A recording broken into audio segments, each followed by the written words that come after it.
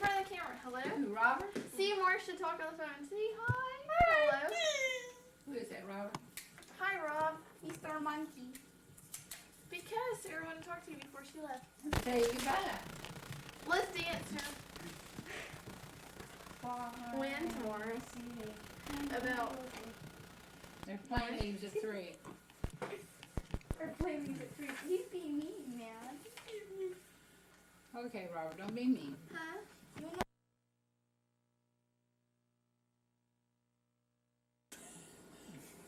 Yeah. Yep. Who are you? Lila Konstantin. What's your middle name? Beatrice. What's your maiden name? Adair. Lila Beatrice Adair. Konstantin. Konstantin. When were you born? When? When? January 27th, 1933. Tulsa, Oklahoma.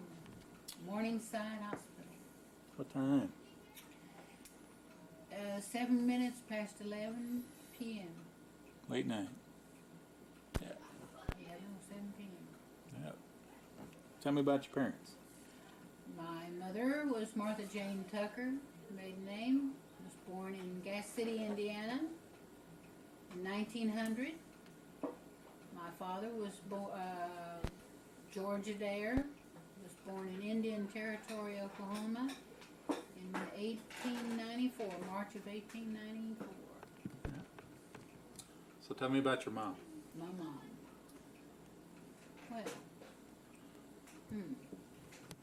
my mother, I don't know what to say, had a sister and 2 brothers. Her sister's name was Beatrice, hence my middle name. And she had a brother named Kenneth. How old was your sister? Her sister... Younger, older? Older. Aunt B was older than Mother. Aunt B? Aunt B was older than Mother. And Uncle Kenneth... Got any kids named Opie? Was yeah. Dopey. Maybe a couple of dopies, but I don't know about Opie. Uncle Kenneth was the youngest, and she had another brother that died when he was kind of young, and I can't really remember what his name is. Yeah. What do you know about her parents? Her parents.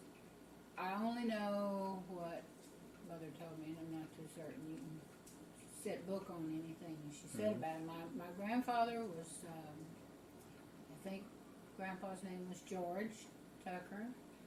Mother said that Grandpa was actually born to French parents, and they gave him up for adoption for what reasons I will never know if it's even true. And that his real name was something like Pavot or some French name. And but the Tuckers, some family named Tucker, adopted Grandpa. And where was he born? I have no idea. I don't know when my grandmother was Nellie. Do you have any idea when he was born? No. Even roughly? No idea? No. Okay. And your mother's mother? My mother's mother was Nellie Jane Tucker. I don't know her maiden name, nor do I know what year she died. You know how old she was? Or how much older than your mother, or when she was born? She died after I was born, and so I'm guessing 34, 35. I mean, do you know when she was born? No. How much older than your mom she was? No idea. No. Know anything about her? Where she's from? Anything about her family? Where she was born? I know absolutely nothing about her Where'd they live? background. Where'd they live? They lived in Gas City, Indiana. And they stayed in Gas City after she moved away?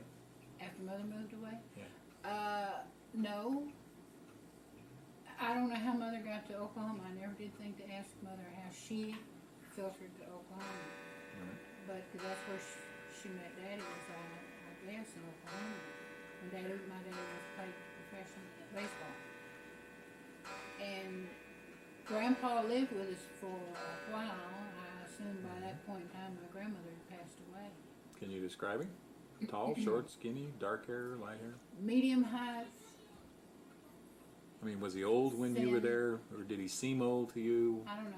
when I was 3, I broke my legs, and Mother said, Grandpa, I vaguely remember, or I have been told the stories many times, I think I remember my grandfather, and he was probably in his 50s at that point in time, I don't know.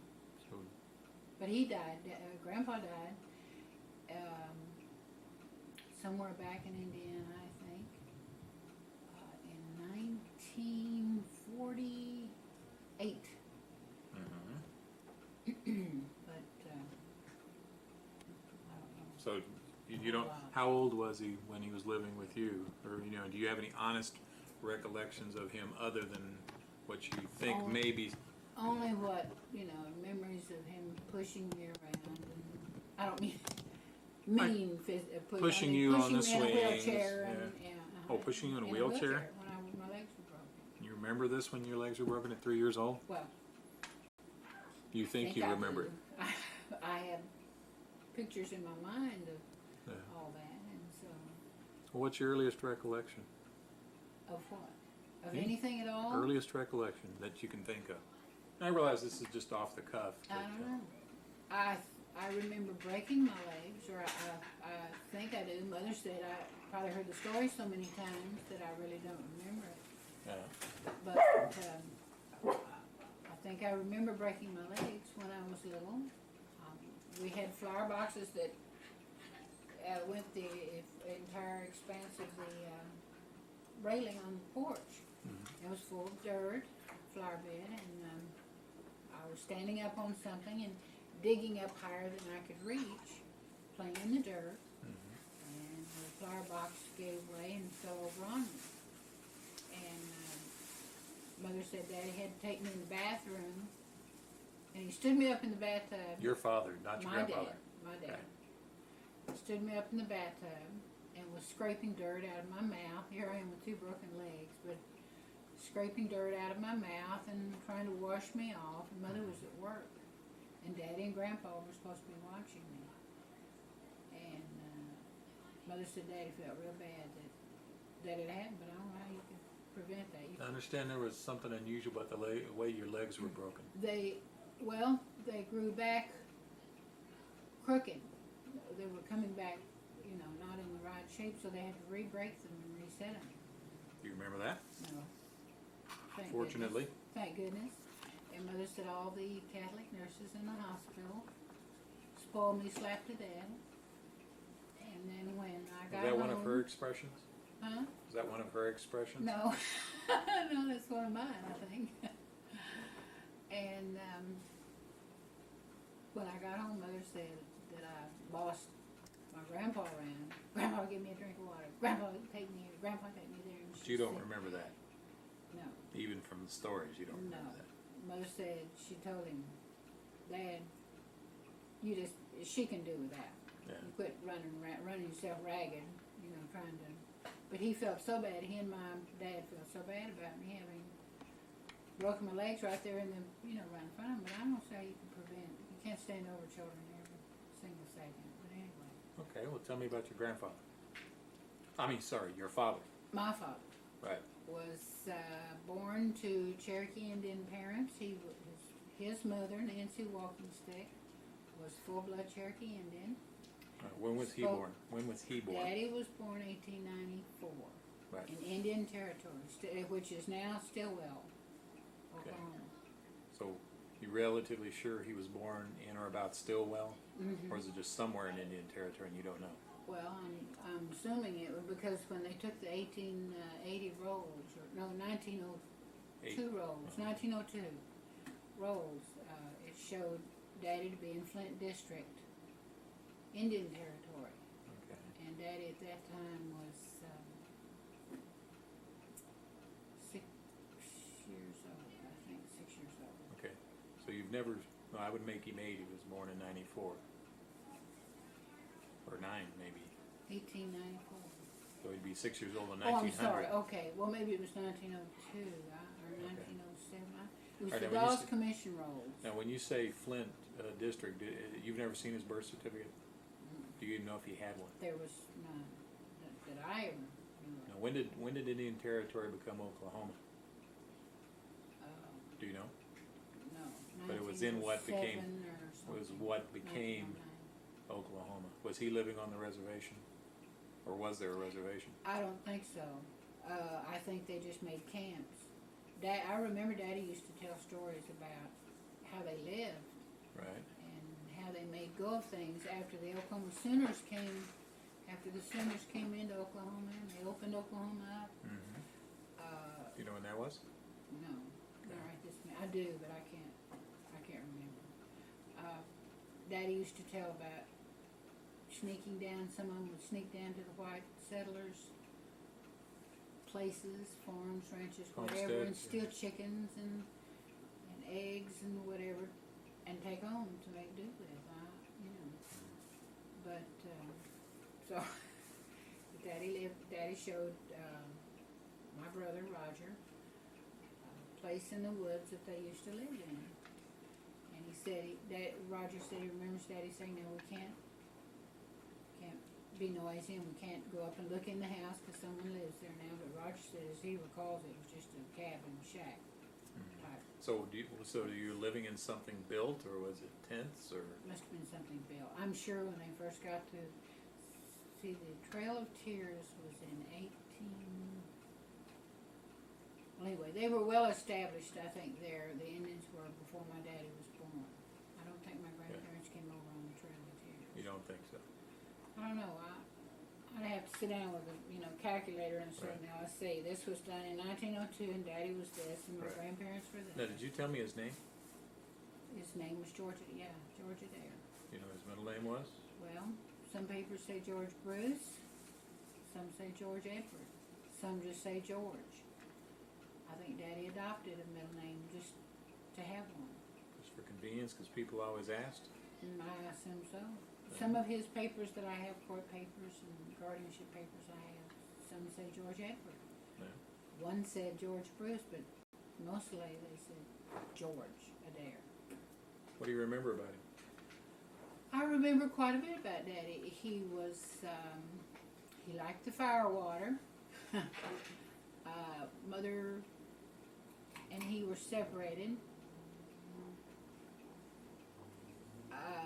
What do you mean they were separated? I remember living with Daddy. And Daddy would get too much alcohol in him. And he'd either get mean or he'd get real funny and happy. Mostly he got kind of mean, I think. But my brother, Roger, when Daddy would get mean, he would threaten Mother and everybody else. And he'd line. I remember one incident. I probably don't, but I think I do. He lined all of us up. We've all sat around, all my brothers and sisters have sat around and discussed all these things. Daddy would get mad, drunk, and he would line here. Okay, everybody line up. I'm going to kill every one of you. He said, except you, Lila. Because Mother said I'd stand there and laugh at him and tell him how funny I thought he was, and he let me go over and stand next to him while he was going to take care of everybody else. How old were you at that time? Roughly. 5, 6. You were the youngest. Yeah. So were you his baby? I assume so. He just, at the time, Mother said he just thought I was cute because I laughed at him, told him how funny he was. And so Roger would say something to make him mad to get his attention away from the rest of us, and Mother would herd everybody out of the house and start running, and Roger would get him mad and run Daddy off in the opposite direction. And of course, being drunk, he couldn't run far or long. Mother, I remember running after a taxi. Mother got a taxi. She'd herd all of us in this taxi, and I guess we'd go spend the night in a hotel somewhere. I don't know. Now, I remember you telling the story that Roger would keep him just close enough to keep him interested, but he would keep running until you were 2 or 3 miles from home or walking or whatever, and then you'd get in the taxi, pull up in front, let him jump in, and you'd drive back home, and by the time your father could get back home, he'd sobered up. I don't remember telling that story. Okay, so that's probably not true. I don't think so. I don't remember Or ever if you telling haven't that heard, story. you never heard that story. No. Okay. Well, up to a point, we did Mother would have the taxi driver kind of ride up alongside of Roger and, you know, stop, get in, and let's go. Right. So, Well, describe him physically. Daddy, I wish I had some of Daddy's pictures. He was built about like your dad. Well, he had lots of dark hair and some gray, lots of dark hair. I can't remember Daddy with a Did beard. he have receding hairline or basic hair of a young man? Do you remember? I don't remember a receding hairline. Okay. I remember a clean shaven face. I don't ever remember seeing Daddy with a beard. Remember him shaving? Did he have to shave? I don't remember it. Daddy used to have friends. I remember Daddy would have friends come up and play cards or whatever they did. And Mother said she'd get real mad at him because they'd all sit there and talk in Indian and laugh and made Mother mad because she didn't understand what they were saying. I guess she assumed they were making jokes and fun of her. I don't know. You know how that works. Mm. But I remember that. And my daddy was orphaned at a young age. His father died in, I believe it was May of 1909. And what was his He had parents' names? Oh, Joseph C. Adair. What's the C for? I know, but I can't remember. Okay. And my grandmother was Nancy Walking Stick, and I don't remember ever seeing a middle name. She was So Nancy Walking Stick was Adair. her last name. That was her main name. Did she actually have a name in Cherokee, or was that just the translation, or was that just her name? Probably. Don't know. Probably she did. I have a lot of papers and things that show different, Indian names that have been translated into English names. Right. So But you know how old they were, or when they were born. yeah, my grandfather in 1909, when he passed away, was 30 years old. Okay. And my grandmother died in December of 1909. And at the time, my father was 15 years old. When his mother passed away, he was 15. And they went to court and my grandfather had some land and what have you, and they had to go to court and have it, probate court. Right. And my grandmother had to have an interpreter go to court with her because she spoke no English. She only spoke Cherokee Indian. Daddy spoke. Now where was both. this? This was in Stillwell, Oklahoma. Okay. And somewhere I've got those. Now your grandmother was full-blooded and your grandfather was half? 3/4. Your grandfather was My 3/4. grandfather was 3/4. Okay. No. Let me take that back. You're right. My grandmother was full. My grandfather was half. You're correct. So that made Daddy 3/4. Right. My father was 3/4. So that makes me 3/8. Right. Now, do you know what other ancestry your grandfather was? Half Cherokee, No. half what? Don't know. Never heard any stories?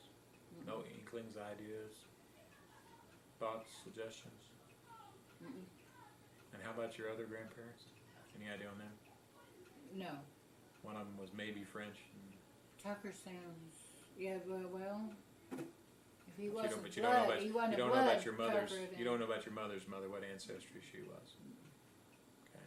So I didn't get interested in any of this until my mother passed away, and it was too late to ask all these important questions. So you were. I had. Okay. So you were talking about your father. He was orphaned probate young. court. He was 15, Yeah. and he had a guardian named John Hausberg,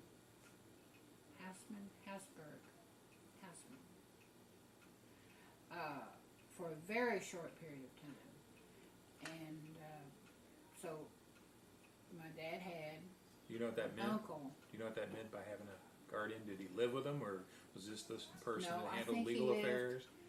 I think, he was the guardian of the person and the estate of. So is this a technical legal guardianship, or did he actually live with him? Or I think he lived with his uncle. But this guy, Although for a this while, other gentleman was his legal guardian. a court-appointed legal guardian. Yeah, Dad lived with his uncle. Right. So his uncle was made, appointed. They went to court, and his uncle Samuel E. Adair, I don't know what the E stands for, was made my dad's guardian of the person and the estate of. And I take it that's what the papers said, the way you quote it. yeah, well, let's see, because I'm guardian of the person only of Marcia in Texas, but I have full custody of the children through the Vermont court, and so that's We just used to That's talk how in legal we- terms. yeah, I guess. Do you know anything about any of your other far beyond ancestors at your grandparent level? If they had brothers and sisters? Yeah, I have Great uncles papers and showing aunts. both. I have papers, a letter that shows all of my grandmother's sisters and brothers. There were numerous. Which And grandmother? Adair? Grandmother's walking stick. Walking stick? And my grandfather Adair, I have on the same letterhead. I have, came through the Federal Archives. It shows all of my grandfather's brothers and sisters and his mother and daddy and their Adair. ages. Adair. And Adair. And it shows the walking stick grandparents. Okay, so did they have any brothers? They did have brothers and sisters? You did have great aunts and Oh yeah. uncles, Yeah, great I aunts? had, Great aunts and uncles. in fact, my grandmother had a brother named Stephen Walking Stick. And I have at one time tracked down a Stephen Walking Stick, which would be probably a grandson of Right. this gentleman. And maybe none at all. No. But I never could get anybody to talk to me. Okay. You know. I went to Oklahoma with it, Beverly, to Muskogee, to Tahlequah, and there was this Beverly's your sister. Beverly's my sister, and they have Stephen Walking Stick. What's his name? Stephen Walking Stick that was in charge of the Cherokee Nation industrial complex. And I went to talk to him. I had written him a letter and got no response, so I went to talk to him. And his secretary out front said, I said, is Mr. Walking Stick here? I sure would like to talk to him. And I gave her my name. She said, oh yeah, he's here on the site. And I said, well, if he has a minute, I sure would like to talk to him. And she left and was gone for a very long period of time. She came back and said, well, he's gone. So, Okay, we were interrupted there. What were you saying now? right where we were. Your mother's ancestors. My You brother, tracked down somebody named Stephen Walking Stick. Stick. You were tracking okay. down Stephen Walking Stick, and And- somebody said he's on site somewhere. But he, He was an executive at the Cherokee Nation industrial plant. Is this something the nation owned? yeah, the Cherokee Nation owns just, quite a bit there. And they make their own, they had clothing and they had jewelry and they made a lot of things. Right. And you had to be Cherokee and to work there. You couldn't be, you had to be a certain quantum of blood to work. And so, he was in charge at that particular time. That's when you saw up, they said it wasn't in. Yeah, I said that first he was there and then he wasn't. So Well, maybe he was out making. maybe he wasn't. I don't know. I'm not gonna say. I You don't have no reason to believe that he was avoiding you. It's just that he wasn't there when you know. It tried to just was, contact. yeah. Okay, so But anyway, I know my grandparents' name, my great-grandparents' name, and my great-great-grandparents' name. So okay. it'd make it triple great on your side. Don't remember him. You just have it written down somewhere. Yeah, I can't. Yeah, John and Betty was my great-grandparents on my dad's side. So that would be John and Betty Adair. You know what? And they her had? maiden name was Clemens. Okay. And my daddy had on my grandfather's side he had Uncle Stan Wadey. One word or two. His name was Stan, like Stanley. Last name Wadey. No, well, according to what I've seen before, it was STANDWATI. but on his death certificate it had STAN space, middle name WATIE. So you don't know if that's just somebody writing it down wrong, or Yeah, but Dad said they called him Wadey, Okay. Uncle Wadey. They left off the stand for it. Okay. But Samuel Adair was his oldest uncle. He is the one that had the guardianship of him, and then there was Uncle Stan Wadey, Okay. and Okay. So what happened with this guardianship? What did he have being guarded? he had, when grandmother went to court to get my grandfather's estate, he had, it says in the papers, 30 acres more or less, a mule, and an old wagon. But when she passed away, Daddy, according to the papers, Daddy had 80 acres, more or less. Didn't mention a mule or a wagon. But then he inherited land from his grandmother, and she passed on. That was added to this. So several of his papers say 30 acres, some say 80, and some say more. You know. Okay, keep going. You want the- What else did he have, or is that the sum total of what the guardianship was? Pretty much. All right, I understand there were some dirty deeds involved in all this. Well, I think there was. He had land that was leased to a mining company. At least to a Signal Oil Company out of, I think, Bartlesville, Oklahoma. And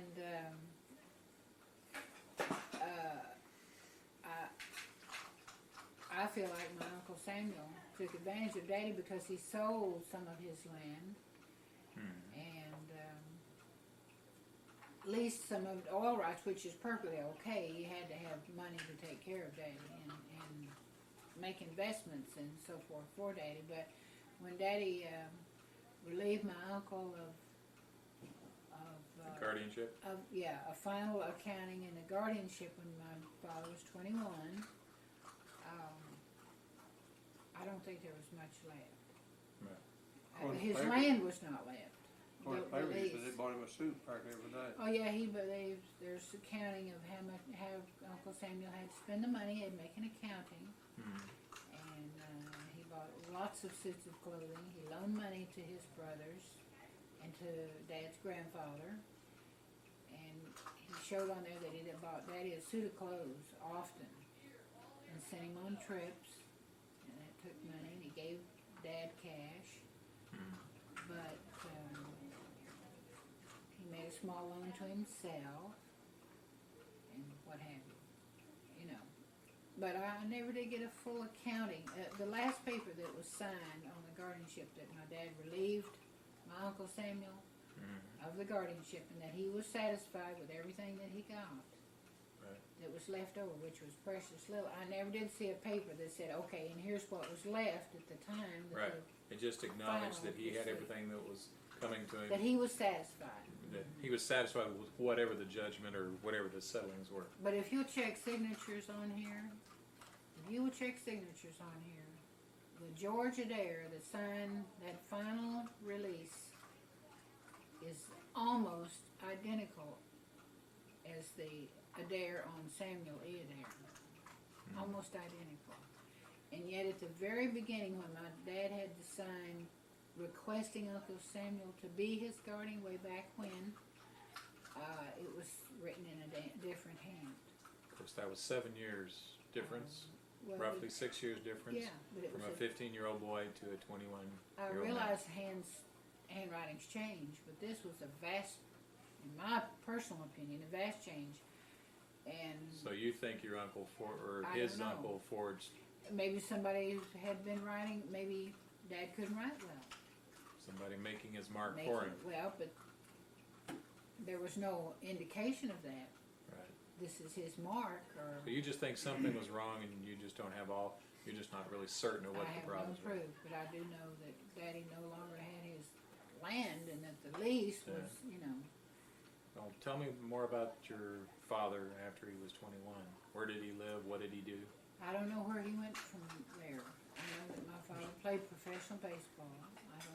He played in Tulsa, the Tulsa Oilers, and I think this is where my mother met him. What she was doing in Oklahoma, I do not know. Like I say, I waited too late to ask all these important questions. Now you say you also thought he might have played for The St. St. Louis, Louis Browns. Right. St. Louis. St. Louis baseball team. Browns, yeah, baseball team. What time prior to the Tulsa Oilers. What time do you think that would be? Well, let's see. Aunt Nan was born when they were on the road, I think, and so was Uncle Roger. And Aunt Nan was born in 1926, 25. After you was 24 or something, I could see her house about a year Must have been age. 1925. Well, she was 67 in And the house would be 1993. 68. She'd be 68 now. Right. So, House will be 60 this next month.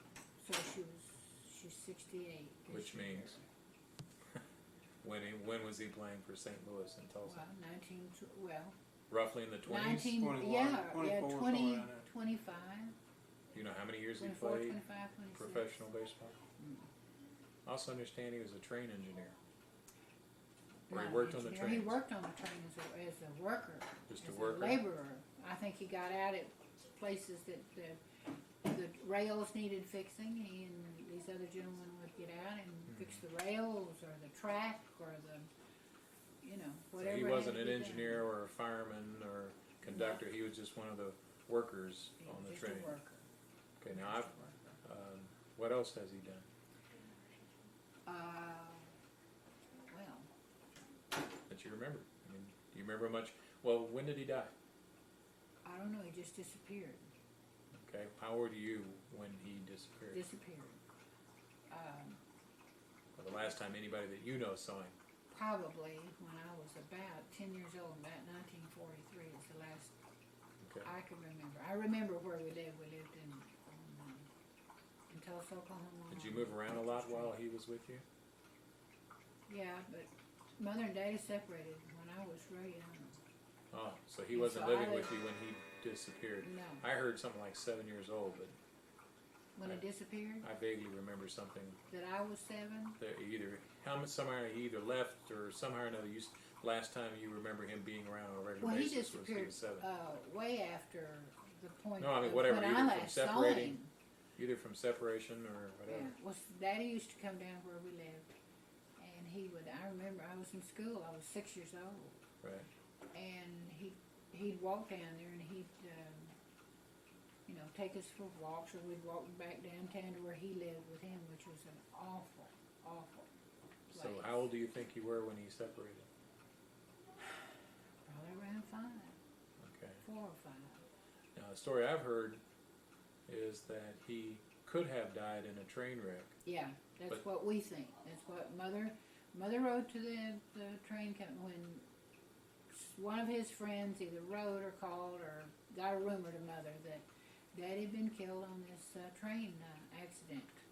Mm-hmm. And Mother wrote to the railroad, and they said that Daddy's name was not on the work manifest. But Mother was always suspicious. She always felt like that he had been on the railroad, because, like I say, this friend, co-worker, whatever have you, insisted that Daddy had been on this train, and it did have an accident, and several people were killed, and Daddy was amongst them. And Daddy had written to Mother occasionally. Not often, but he did, within occasion, would drop her a card, whatever, and let her know where he was and so forth. But he just quit up to this point in time, So you really don't know if he just disappeared or if he did die in the train wreck. Yeah, we'll never know. I assume that there was nothing they could check from the train wreck. Well, Bodies she tried getting, satisfaction with the railroad. It was the Katy Railroad, MK2 Railroad. And she tried to get satisfaction through them, and they just wrote it back and said he was not on the work manifest. He wasn't on the manifest on that train. Mhm. So he wasn't So- scheduled to be there, so as far as they were concerned, he wasn't there. It wasn't. And you never heard if all the bodies were identified or if there was unidentified bodies or people that were on the manifest that didn't show up or Right. so. And at that age, why would I have cared? Well, I I mean, from would've stories cared you've heard about- later. I mean, you know, from her, you know, I mean, did your mother There's talk been about no- your father a lot Mother after, wrote- or did you ask questions? Or Yeah, whatever? Mother tried her best to find out where Daddy was because she was trying to get us some she thought that she could come into some Indian money too through us. Mother was no Indian, but for all of us. And she tried every way she could. She wrote to people, and I know she said one time she even found out there was a Georgia Dare in prison, which frightened her. But she found out this person was not Daddy, either through description or Right. whatever. He probably was, not Indian. So, as far as you know, when you were roughly 10 years old, you never heard from your father again. True. Okay. Do you remember, what are some of the stories he told about being an Indian or things along those lines? Well, I told you one of them. Where they went down to steal chickens or Yeah, eggs and or something. food. And Now, did he act eggs. like he was down there stealing them, or were you just talking about other people doing it? Well, my recollection is that he was one of them. I may be remembering this wrong. You know, memories fade as time goes on. You know that. Do you remember any other Uh, stories about his life, quote unquote, as an Indian? No other except story? that, You told me too that he used to talk to. I think you said that he would talk more often in English though, yeah, and in Cherokee when his Right. friends would. my his- brother Roger went with him back there to visit. My mother and my brother. Now Roger's the my oldest child. son. No, he's not the oldest child. Okay, the oldest son. The oldest son. And I haven't told you about my brothers and I understand sisters, but Roger went with our dad to Oklahoma, back to the old home place, Right. and Daddy took him through the woods and showed him this cabin. Now this may have been where he lived with Uncle Samuel, but Okay, I'm, but that was- I'm guessing that it was where he lived with his You've mother already and father. told, but that's the story you've already told about. Yeah. Okay. Now I recall a story that he made your mother walk behind him or something like that. Yeah, yeah. When they go somewhere, when they were any of us that were with him, Mother said that they'd be walking down the street in Tulsa, and Mother'd be walking alongside him, and he'd walk faster to throw her behind him, and Mother would race, lickety split to catch up with him, and he'd speed up to get ahead of her, and I think she called him on it one time, and he said, well, that was the way the women, the Indian women, did not walk alongside. They were not equal to the men. The men always walked in front, and the squaw and all the little papooses all were trailed behind. You remember how your mother felt about that, or did she ever mention it, or? Well, no, but I'm sure she was. She didn't. I don't recall her being thrilled about it. Do you remember anything? Do you remember anything else about your father? I understand you're getting on the rolls. There's been some difficulty. Being officially recognized as a Cherokee Indian or a Jalagi has been hampered by the fact that different names appear on birth certificates. Yes, but proving that the Georgia Dare on the Indian rolls is the same Georgia Dare that appears on our birth certificates. One birth certificate says Georgia Dare, one says George Edward, one says George Bruce, that type of thing. Or does it say George Charles? No, there's no. George I don't Bruce, know where okay. you got that. Maybe you're remembering something I've long ago forgotten. I don't know, but That's all the names I've heard, Bruce, Edward, Yeah. middle name. but they and the all E. fall. Yeah. So they when did all he meet fall. your? So when did he meet your mother? I don't know. I think they married in I don't know. Mother said Daddy was very handsome. I do recall that, and I'm sure he was because as I remember him looking, what little I remember, he was, I think, a handsome man. Mother said he was very handsome, and I'm sure very popular with the ladies. Being a ball player, and So was he handsome in the Indian society, or handsome in the white society, or all of them, or? I don't know. If you saw him today, most everybody would say he was handsome. I think so. Yeah. Probably Was he so. dark complected, pale, medium? No, he was anything light distinctive? light brown, and he had coal black. Maybe that's where I don't like the black. He had real dark hair, black Right. hair, and it had a lot of gray in it. By the time I remember last seeing that, it had not as much as mine, but it had a lot of gray in it. And how old would you say he was when you last saw him? probably was, well, if I last saw him 38, he was probably early 40s. Now, do you think he's the kind of guy that would have taken opportunity to disappear? If he could have faked his death for whatever reasons just to get away from responsibility, you think he No, would have done that? he had no reason to. He had no responsibility to us. He never sent Mother money or never came to visit us after, he went to work for the railroad. He had no legal or financial responsibility toward us because Mother was the sole, support of us. Right. What did she do? Well, okay, let's back up. They got married approximately when? In let's see. I have a brother.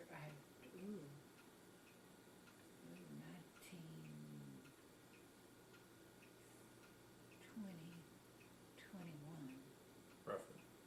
Yeah. Do you know where they were married? No, I'd give anything to know. Okay. And for some reason, your mother was in Oklahoma, and he was the baseball player with the Tulsa Oilers at this time. I think so. Do you know what position he played?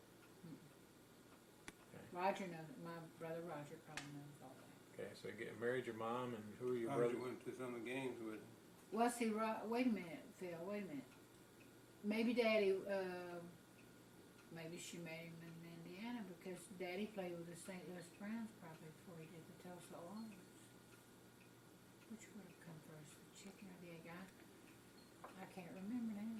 Tulsa was a minor league. St. Louis was a major league team. Yeah, and I think he was okay. He must play for St. Louis first. It doesn't. You could. See, in my memory, it was the Chicago Cubs or whatever they were called. And Roger, my brother, said no. It was. He said he didn't know where I'd heard that story. He thought it was the St. Louis Browns. Right. And that must come first because they traveled on the road. And my sister was born while they were on the road, and my brother Roger was born while they were on the road. Jack and I guess Beverly and I were the only three born in the hospital. So as far as you know, they were traveled with him when he was on the road. Mm-hmm. Do you remember any stories? I mean, how did they travel? Did they just go on a By bus or car? By car, some, because I remember Mother Did the whole said, team travel that way, or was it just him because he had a family? I don't know. Mother said when she was expecting Roger, I remember talking about they were up in the mountains somewhere and the weather was bad. The old stories that you read or see in the movies, and they were coming around this mountain road, and she was starting to have labor pains or something. I don't know. And here they were up in this bad weather and up on this high mountain or whatever hill, and they were having a time getting to civilization before Roger was born. I'm not too sure they made it. Maybe so. Okay. Well, tell me about the kids. Who are the kids, and what order were they born in, stuff like that? Okay. Your brothers and sisters. My mother first had a child. Before she married my daddy, she had a child named Richard by a man named Richard Riley. Mother was probably in this picture, about the time the picture was taken over there. The one standing on the bridge with the lawn. Okay. Well, anyway. Dad, why don't you get that picture while she's talking about it? Yeah. You know which one I mean? Yeah. Were they married? I don't think so. Okay. But Richard's name was Richard Riley. Every time you'd ask Mother about it, she'd, well, whatever happened to Mr. Riley? Oh, I said, did he die? Yeah. So I'm guessing here. This is guesswork on my part. And now that I'm grown, I figure this man was probably married to someone else. You got her? No, on the second shelf down. On the second shelf down. On the second shelf here there you go. I thought that was I think she Put just that in got. front of me. I think she just got pregnant. So, She's got pictures of her. Here she is. She was approximately 17 when this picture was taken. what is she doing there? Where is that? Standing on a bridge, in Indiana. Okay. And she was approximately 17, 16 Okay. or 17. All right. But And she was born in 1900, 1900. right? Right back. Yeah, you can. She had this child, Richard, and he stayed mostly with Mother's mother, our grandmother Tucker. Mm-hmm. And Mother said grandmother Tucker tried to turn him against mother, but anyway. So how old do you think she was when she had him? Taking About a this guess. age, 17. 16 or 17. Very young. Okay. And I'm just And so what? nearly certain that they were not married. She was not married. And so when she met Daddy and married him, their very first child, in what year I could not tell you. Well, what happened to Richard? Richard lived with Grandmother Tucker, Mother said, and he lived with us for a while. I remember Richard, but by the time I remember Richard, he was already a young man and married. Okay. He was probably married real young. I remember his wife. She was real sweet. We used to walk across Tulsa to go visit him and everything. Richard always resented Mother, but I mean they were not close Okay. at all. But Mother had. That's when you started to look up several times. He is now deceased. He passed away. He had tuberculosis. He died of tuberculosis. He was in World War II. He was a paratrooper. But anyway, Mother and Daddy had a child named Joe. And when Joe was 2 years old, he died of pneumonia. And he was named after our grandfather, Joseph Adair. They named him after him. Mm-hmm. And then my sister, Nan, was born. What was her whole name? Jean Nanelle Adair. Nanelle? Nanelle. How do you spell that? Nannell. And she Roughly was when? born in 1920. 4? Well, if she would be 68 this year in 1994, make her 1924. Oh, that would make her 70 years old. So it'd be 1926. 1926. That's what I thought. I ran it up on the machine earlier. It was 1926. Okay. And 11 months later, my brother Roger was born. Roger Edward Adair. He was born. Then my sister Beverly was born 2 years later. In 1928. 28, I would say, yeah. Well, anyway, she's born in 1928, July of 1928. Mm-hmm. And her name is Beverly. There's always been a little contention about her name. It's either Beverly Joan Adair or Beverly Joanne. Mother said she named her Joanne, but on her birth certificate it says Joan. Anyways, Beverly Joanne Adair. Do you think it's just the way she pronounced it, or do you think somebody spelled it wrong? I have no way of knowing. Okay. Mother always said it was Beverly Joanne. She did not intend it to be Joan. But Okay. spelling should have been up to Mother, not the Well, no, Or I'm just clerk. saying, is that the way your mother might have spelled Joanne? Joanne. No, because they used to discuss it when we were kids. I Okay. remember discussing it. Like Marshall's name, that is Yeah. Marshall. But then, less than a year later, 11 months later, 11 months, yeah, Jack. Uncle Jack was born, Philip Jack Adair. Mhm. And then 3 years later, I was born. What year? 33? 33. What date? January 27th, Okay. 1933. Now, where were you all living? Were you moving a lot when you were kids? Oh yeah, a lot. I always used to tease and say when the rent came due we'd move to another place, but we moved mostly around town, not to too many different cities, but just mostly around Tulsa. I've lived in, Now, you were born in Tulsa? I was born in Tulsa, Morningside Hospital. Okay. We lived in Bartlesville, Oklahoma. I remember living there. I remember living in Tulsa and Oklahoma City How about Lawton? and Lawton. I was just going to say, and then before we moved to Texas, we lived in Lawton, Oklahoma. I remember going back to Indiana with Mother and visiting some of her family there when I was real little. Mm-hmm. I scarcely remember that. Do you remember if your mother ever told you what ancestry she thought she was? Yeah. French.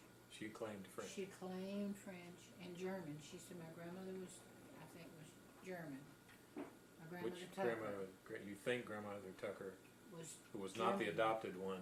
No, was she was the real Tucker, Whatever. or whatever name he whatever gave her. her maiden name So was. you think she was or your mother thought she was German? Yeah, and we tried when my mother applied for the 65. What do you get when you say Social Social Security? Security. She wrote to Gas City to get her birth certificate, get things started, Mm-hmm. and they said back many, many years ago, the county courthouse or city hall, whatever they had there, burned to the ground, which happened a great deal in those days. Wooden building. Mm-hmm. So there was no birth record, so mother had to go to a great deal of trouble to get her birth recognized Right. for Social Security. Officially documented. Yeah. And so there are no birth records, marriage records, nothing. Family available. Bibles. Any of the traditional things. No, Baptismal nothing. certificates. You said you were. The nuns took care of you one time. Were you Catholic? No. But we did go to, I did go to Catholic school in Oklahoma City. I sure did. Why? If you weren't Catholic. I don't know. My sisters and brothers went to Indian school, Which means what? which means we were Indian. And it was like a Was- boarding school. Was It this a on boarding the school. Was this on the reservation? No, it was a boarding school. It was, Sort of like Carlisle, Pennsylvania kind of thing, except in Oklahoma. That's where you sent the Indians to go to school, well, I mean, they had their own, it's like a little college. right? Only, with dormitories, and of course it wasn't college level, but I mean, it was an entity of its own. Right. It was they went to So this Goodland, was for Oklahoma. This was for like elementary and junior high school and high school. Mhm. Now I've heard stories from other television documentaries, etc., that a lot of these schools were set up to teach the Indian children how to be white people and to take away, not so much, in some cases to take away the culture, but to make them learn how to live in the white society, plus give them regular education, so they wouldn't be growing up as Indians. Do you recall anything like that? I remember going and visiting them. I mean, I'm very conscious of visiting them in different places they went to school. And I don't recall. Looking at some of their school records, I'd say that wasn't the case. Just regular school and just happened to be a boarding facility. Yeah, and I wouldn't Indian say that was the case because I remember they wrote a little critique on your Uncle Roger. They wrote a little critique on him. The and comments that- on the report card. kind of Yeah, thing? yeah. That he did not. One of the things was that he did not keep up with his Indian studies, and Okay. so I'm assuming that they wanted you to be aware and conscious of who you were. Speaking of the Indian, do you remember your father having any particular type of dress or appearance that would have been anything different than the standard quote-unquote white society? No, he wore.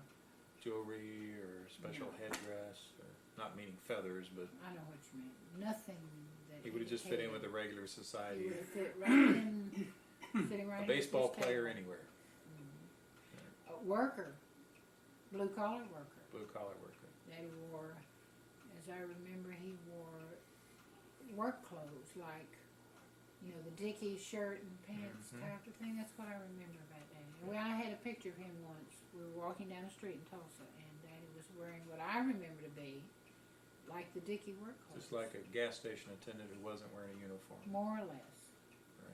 So your dad disappears sometime around when you're 7 or between around 10. Between 7 or 10. Sometime in there. I'm coming up with 7. You said 10. I'd say 42, 43.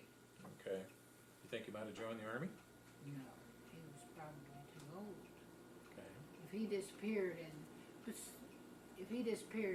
42, that would have made him 48 years old, 49. It'd be kind of tough to join the Army when you're nearly 50 years old.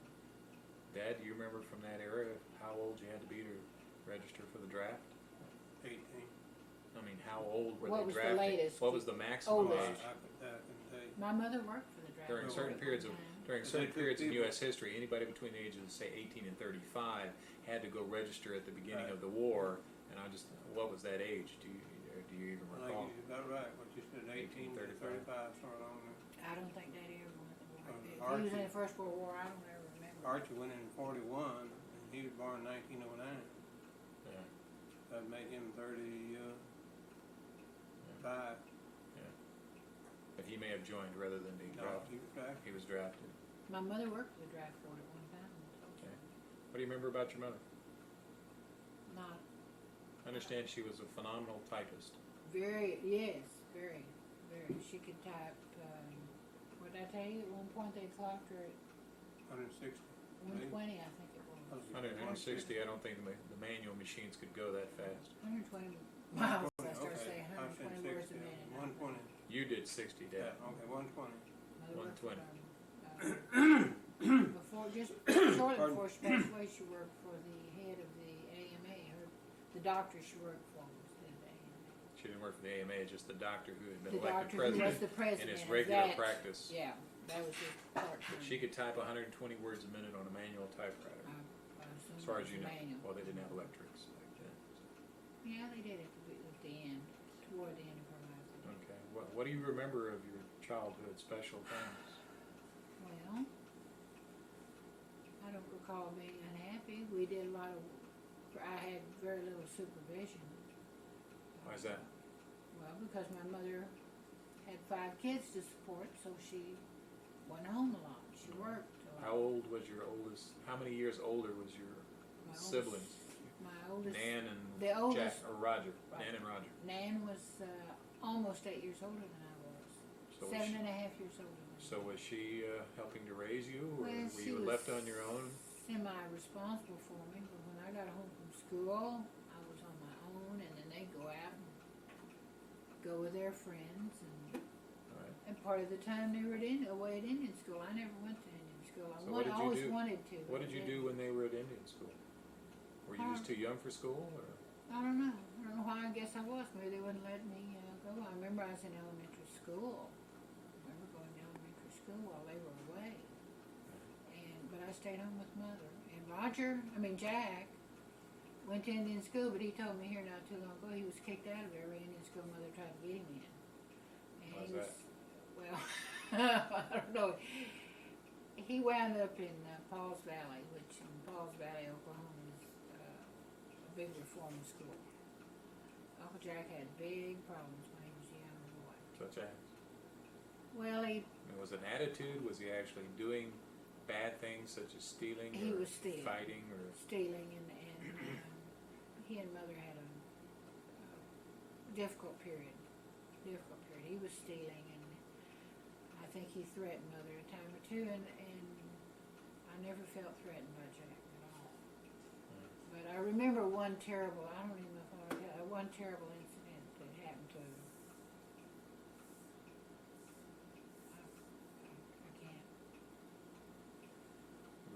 Do you think this had anything to do with the way your father was, or do you want to put any psychological twist on this that you No. can think of, or was he just that way?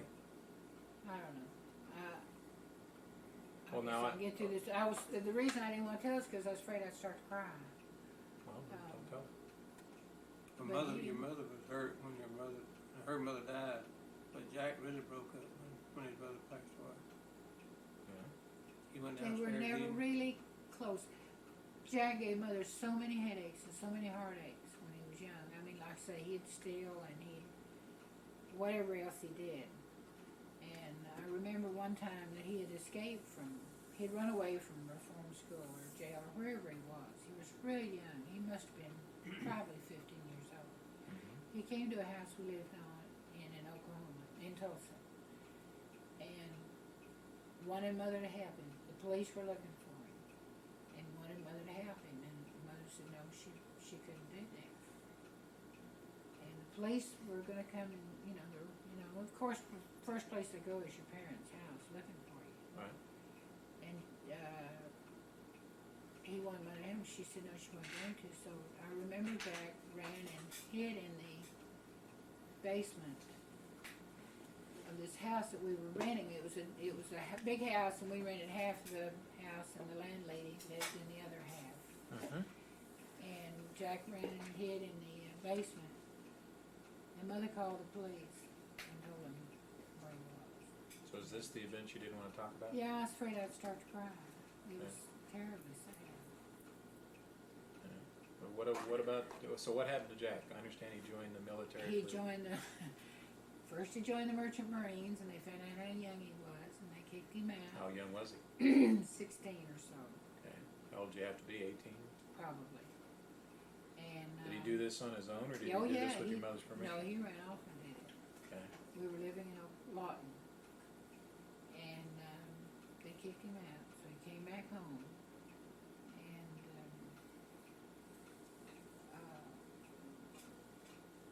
then he joined. I think he finally went down to join the army, and mother must have signed for him. Now, roughly Joined what the year army. was that? 1946 was when they threw him out of Merchant Marines. He was 46. So he wouldn't have been in World War II. He was. Yeah, he was. No, he wasn't in World War II. He was in No, in the Korean during War. the Korean War. During the Korean There's War. no way you could be in World War II if you joined No. in 1946. No, he There's was in no way the 45. he was in the Korean. So was he ever in the Campaign. Philippines, or was he ever captured In by the Germany. enemy? He was shot in Korea. He was shot. He spent most of his time in Germany, and then the last part was in Korea. He was shot. So did he see quote unquote action Yeah, in the shot. Korean War? In Korean War. Shot by the Koreans or the Chinese, or do you know? Do you know where he served or anything like that? I know where- I recall stories of some big march. I remember where. I know where he was shot. Well, where was he shot? Uh, I know what you mean. Shot in the buttocks, the leg, Yeah, as you bend over. the rectum. I mean, No, the buttocks, tell him I can't say it. the Ding a anus, dong. the male sexual organ. Right. Yeah, Okay, not his penis, but the other. testicles. Yeah, Yeah. testicle. I That's a couldn't nice think of Latin the word. Yeah, I can't think of the word. But So that caused him problems later in fathering children. apparently not. He did father children, as far as you know, Yeah. naturally. 3. And three So- children, 3 or 4. Okay, so he was never in any death march or any. Do you know if he was in any big marches? He was in the Army or the Marines. Army. So I remember the Marines being in some big march trying to get away from the. Well, the Battle of Koreans. Bataan, they had this. No. I'm talking about in Korea. There was a big march where they were trying to get out of a spot where they were almost completely surrounded by the Chinese, and they almost froze to death in the process of making a strategic withdrawal rather than retreating. But as far as you know, it was just I don't somewhere in think Jack Korea. was involved. Somewhere in Korea, he was shot during the Korean War, and he was a 20-year man, as I recall. Mhm. And what did he do after? He went from job to job and floundered and,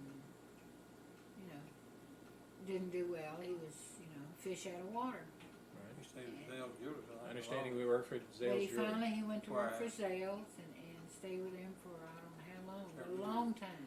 So they went bankrupt. Yeah, or they whatever. went. Well, they're not. They're still in business. Well, I mean, but they filed part- 13 or whatever you want to call it. file 13, chapter 13. Chapter They 13. filed for Chapter 13. 11, whichever it is. They I filed for think one form of- 13, like They filed for a limited bankruptcy or some sort something of. like that. But they closed the warehouse that he was, So he in was charge out of work. So he was out of work. So now he's working.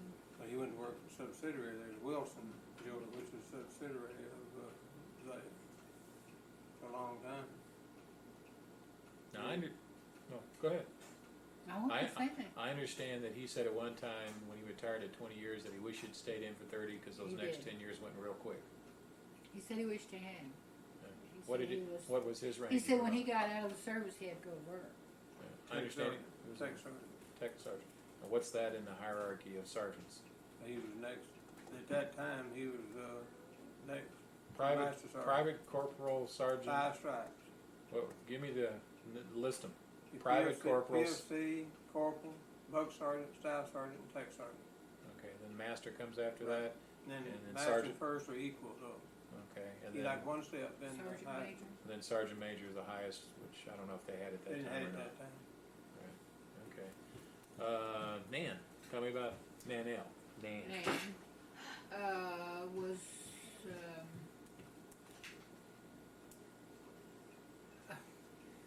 7.5 years older than I am. Characteristics. Describe her. Taller, shorter. Well, she was a little taller, thin. Well, what does a little taller mean? I mean, Well, I'm 5'5".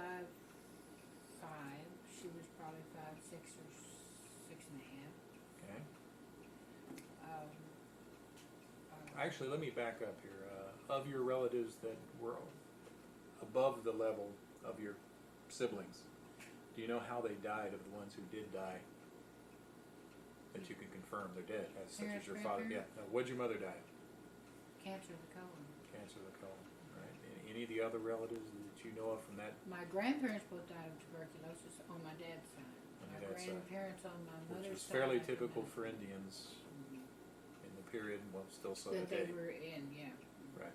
Okay. Anything else? Uh, Anything that might be as a traceable medical situation? Yeah, right, because, some of this is hereditary, you know. Tuberculosis or the No, I cancer of the mean, colon? there are certain things that probably need to be told about because they are hereditary. Tell me.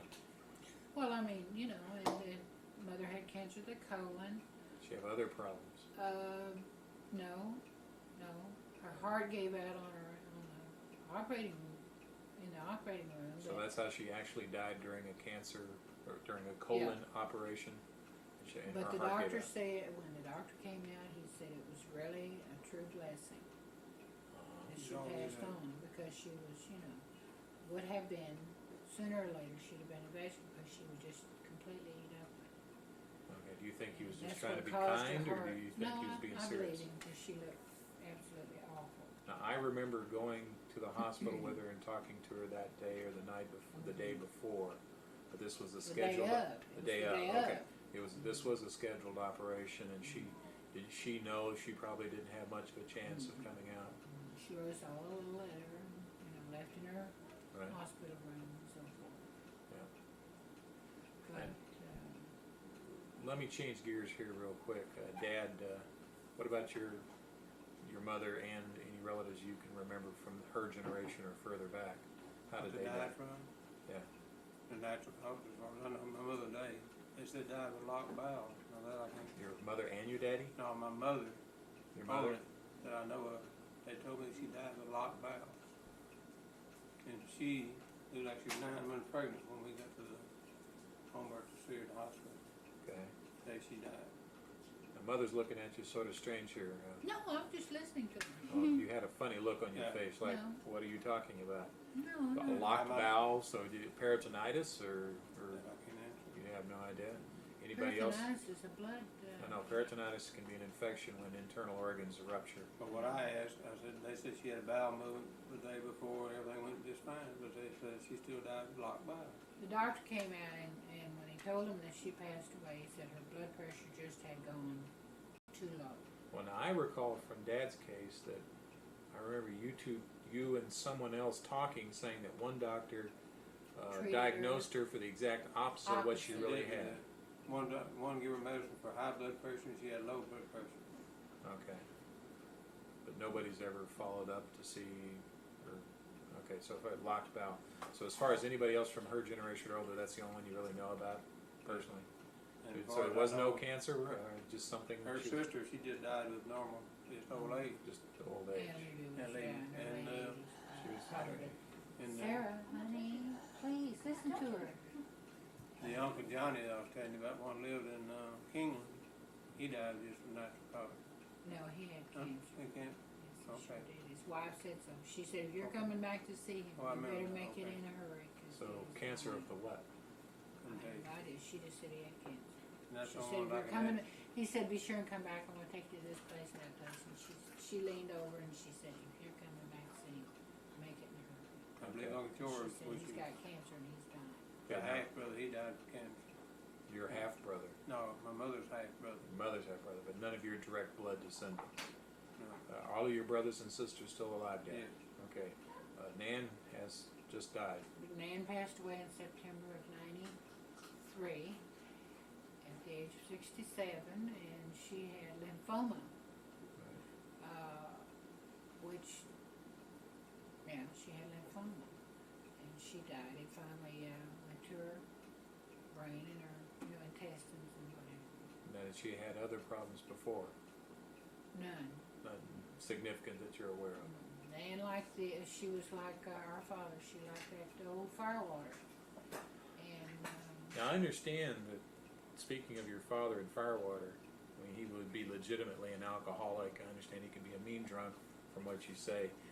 It's my understanding that Aunt Nan, or perhaps Aunt Beverly, a couple of the ones that really disliked him the most for being alcoholics wound up having a drinking problem themselves.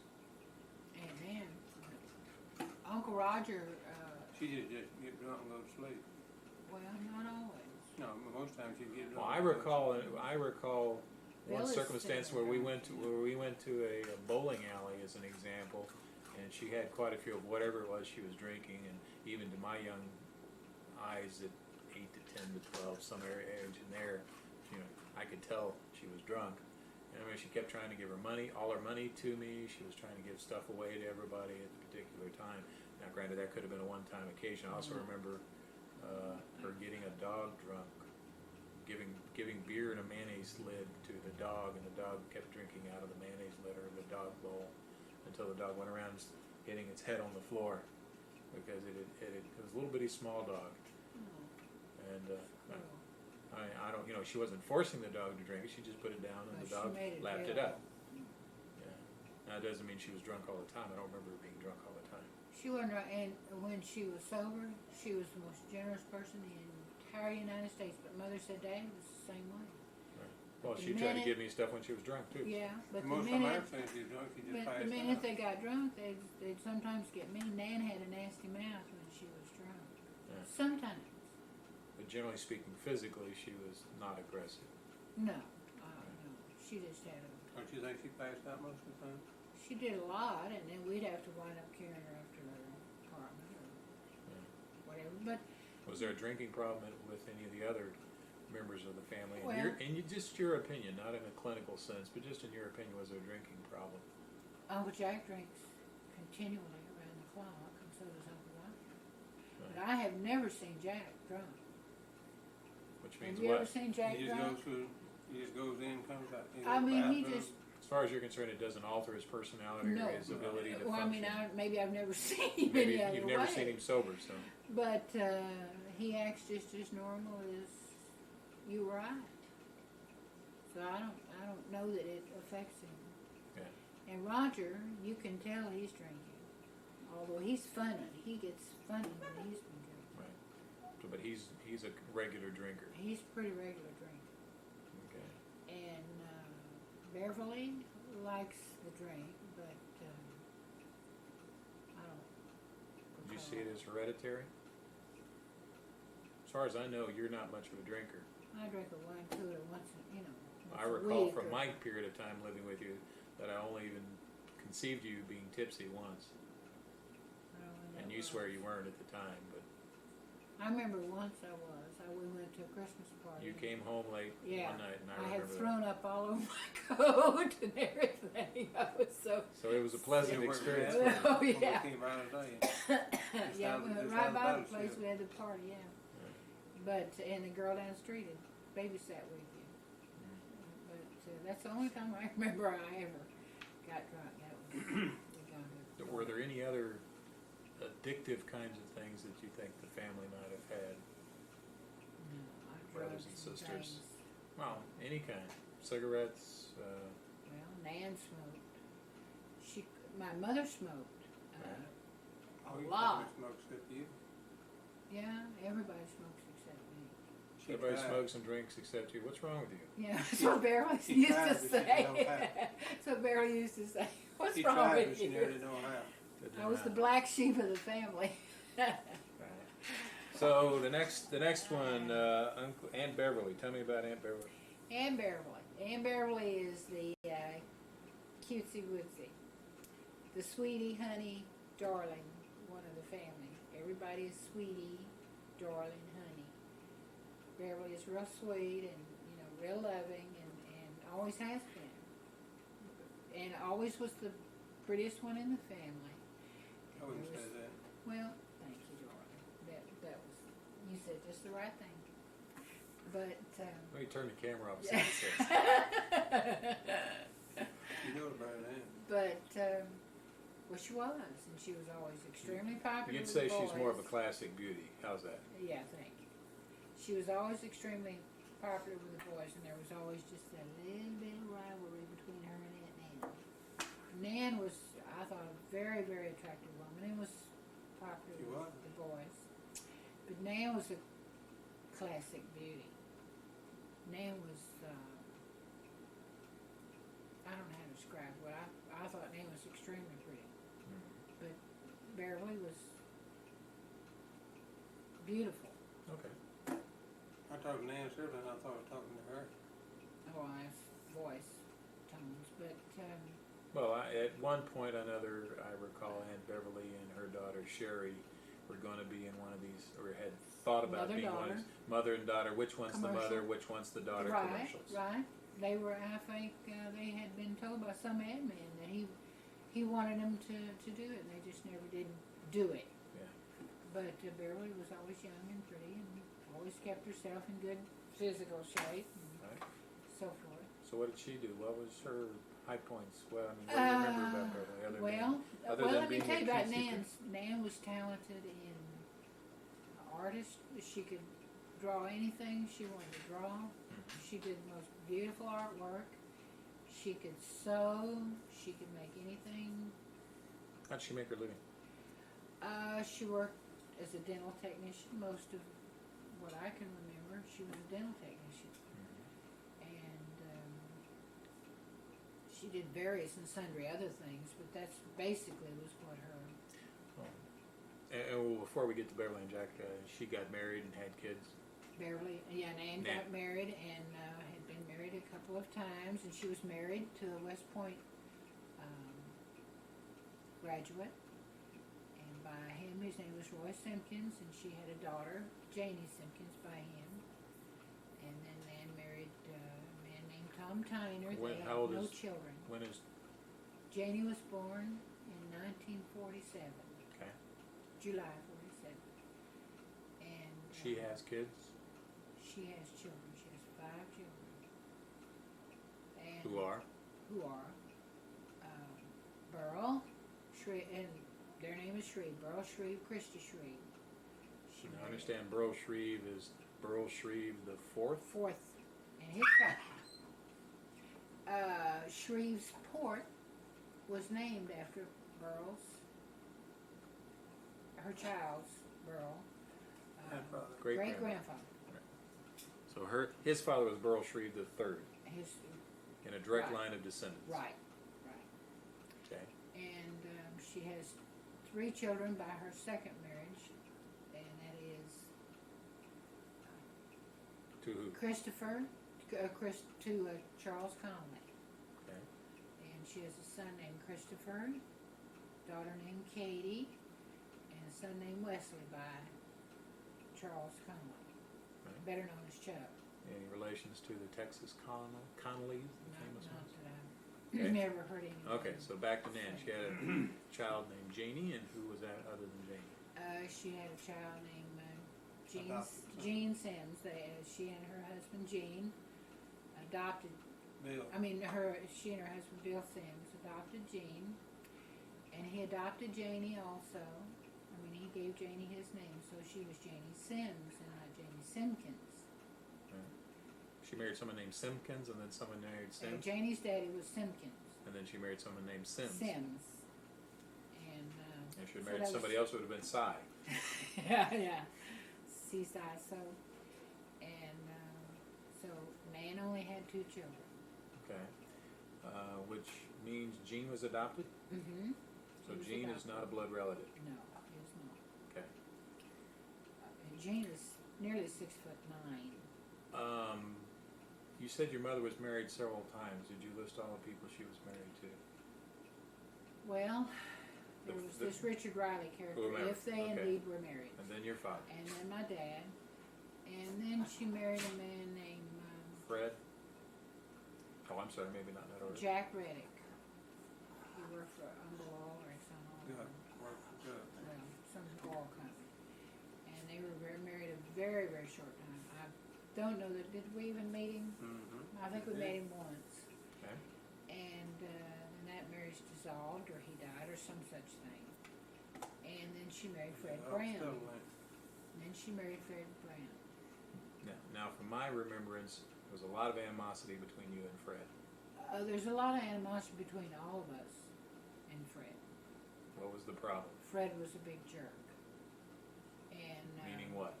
well, meaning that he let Mother support him. He wore a suit every day.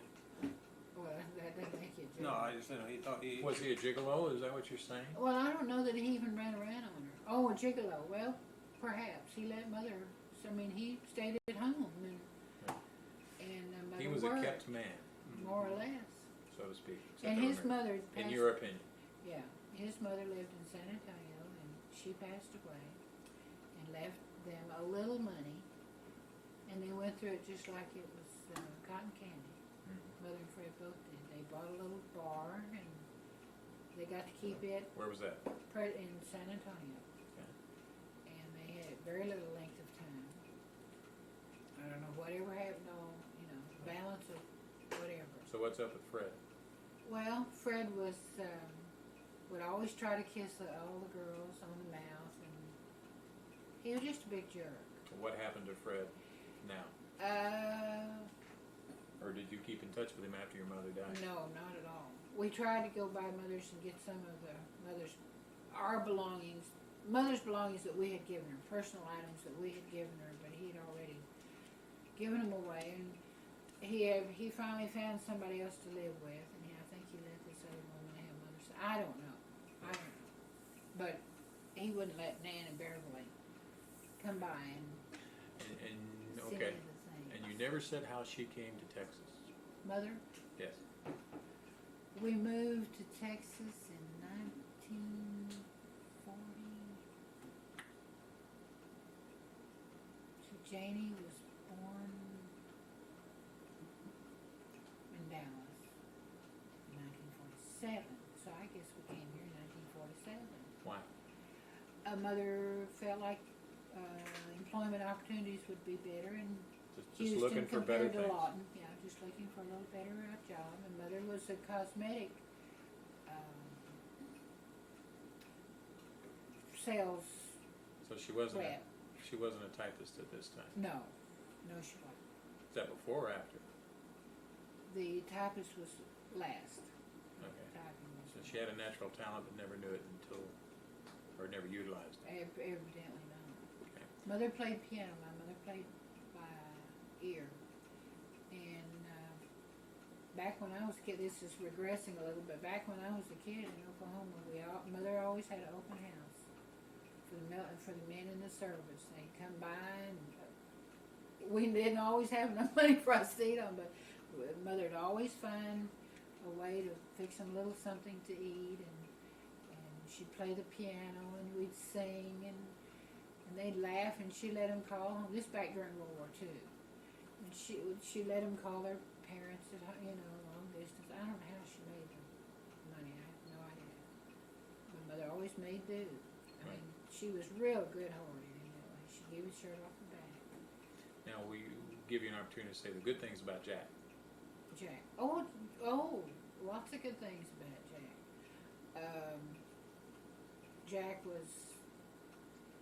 Jack's kind of live and let live. Real easygoing, and you don't bother me, I won't bother you. But he'd probably do anything in the world for you. I know he was real good to me when I was a kid. I remember his wife made good bread. Which one? We were on a military base somewhere. Went to visit him. Oh, Had a that couple must of have been kids. Ellen. Oh, okay, that was his first wife, Ellen. Oh, okay. She made good bread. I don't Good remember bread. that. She made homemade bread. We were on they were living on the base. I'll be. I don't remember. Yeah, they were, and I remember going on the base to see them. Yeah. But You tell a story about his daughter going through toilet training and something happened in a bus station or a train station. Don't remember that one. Don't remember him taking his daughter to a train station. oh, that was no. I remember telling a story about Uncle Bill and Jean. But it wasn't at a train station. Well, tell the story. Well, Nan's husband Bill, after they adopted Gene, Gene was like so. Of course, that could have mean he was 6 months old because he's 6'9" now nearly. But they, you know, So he his had, tallness isn't hereditary from the family. yeah, thank God. Okay. He, Gene used, you know, like all little kids, he had little accidents in his training pants, and so they'd have to take him and, you know, Gene changes pants and so forth. And one time Gene came in and said, "Daddy, Daddy," and he pointed back there, "Daddy, Daddy," he pointed back there, and Bill felt this big old wad in the seat of Gene's pants. Said, "Oh, Gene, oh my God, how could you? That's just terrible." And we took him in the bathroom, and I guess was getting ready to hose him down. I don't know, but he pulled his training pants down, and out fell this little red ball, a rubber ball. Gene had stuck in there to scare his daddy. So is that the story you're talking No, about? that's not the story. I remember one of somebody in some large public place taking, I thought was a female child, and he says, "Can you go to the bathroom by yourself, okay?" And she says, "Yeah, no problem, Daddy." So he either held the door open for her somehow to let her go into the bathroom by herself, and then he's out there in the lobby reading a newspaper or something, and the next thing he hears is, "Daddy, help me wipe, please." And he bent over, and there's a bare-assed child standing right next to him in the middle of this large public place. And as I recall, the story was that he said, "Who are you, kid?" Yeah, Although I that never may have laid been eyes a on joke. you, child. Who was this? I I've heard this never as heard Uncle that story. Jack. I heard that. Oh, Yeah, wow. that must come from one of your friends. Maybe they never wanted to tell you about that story. Maybe so. I don't know. Okay, It sounds so, like something Uncle Jack would tell you. yeah, well, it could be. And I recall it from being from Uncle I Jack. remember a lot of trains. He just said bus station, train, public place, whatever. But okay, so I remember Beverly. during World War, it had nothing to do with training and pants or stuff. But I remember during World War II, when we lived in Oklahoma City, and Uncle Roger was in the Navy, and he was getting ready to ship out overseas. And I remember taking him, Mother and Beverly and Nan and I took him to the train station, and you know, we all just assumed that'd be the last time we'd seen him because he was shipping overseas, and that was a terrible time. But you see stuff like I thought that. you said he wasn't in World War II. Uncle Roger was. Oh, I'm sorry. Uncle Jack was not. Uncle Roger was.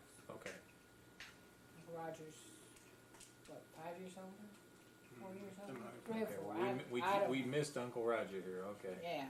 But anyway, he went overseas, and we lived in Oklahoma He's City. in the Navy. He was in the Navy. Okay, well, And finish- USS Gravel Grady. Finish up on Aunt Beverly, and then we'll go back to Uncle Roger. Okay, well, we don't have to go back to Roger. No, I wanna talk about Beverly Roger. was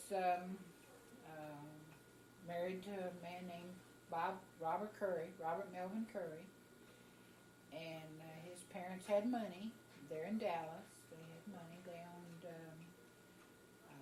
parcels of land in downtown Dallas. At one time, way prior to the time that it was developed as much as it obviously is today. There was a big department store in town back then called Teichgettinger's. Say that twice. And they owned the parcel that they built this department store on. Now, whether or not they got to sell it to the Teiches or not, I don't know. They own the part of the bank, of the public bank. Yeah, they owned quite a bit of property downtown, and they lived in a beautiful home in Highland Park. And of course, Bob, when Beverly married Uncle Bob, he personally didn't have a lot of money. Right. He didn't work either. But yeah, he was a real estate man and I understand he was developer. a developer or an engineer or something A along those lines. developer, real estate developer, and they did okay. They did okay. He was a photographer when they got married, went all over Colorado. I forgot about that. He was doing, this was for personal pleasure. Right. He was doing a lot of photographing and All whatever. right. They had kids. They had children. They had 4 children, the oldest being Sherry. Her name, she was born with Cherie. Her name was Cherie. I don't remember if she had another name or not. Cheri. And Uncle Bob didn't like this name. I mean, Beverly and Bob were separated at the time, and he didn't like that name. They were separated when she was born? Actually, when she was, How long have they been married roughly? I don't know, Couple years, 10 years, No. 1 year? then, when Sherry was born, oh, Yeah. probably minimum of a year. Okay. And Beverly was in Houston and Bob was in Dallas. And he came back down here after Sherry was born. He didn't like Sherry's name, so he changed it. I mean, they got birth certificates changed and everything, but then he called her Sherry Lynn. It was Cherie Lynn, Okay. Cheri Lynn, and he changed it to Sherry, Sherie Lynn. And then she dropped the E and just Sheri. As a matter of fact, she dropped an R and an E. She just signs things Sheri. Yeah. Legally, it's still IE, RIE, 2 R's and an IE. Mm-hmm. And then, let's see, Nobody in this family likes their names. apparently, I like mine. Bobby was born next. He was Robert Melvin Curry Jr. And then she had a son named Gordon Curry. And then the Born youngest, roughly 55, 56, I don't 54. know, 53 or 4.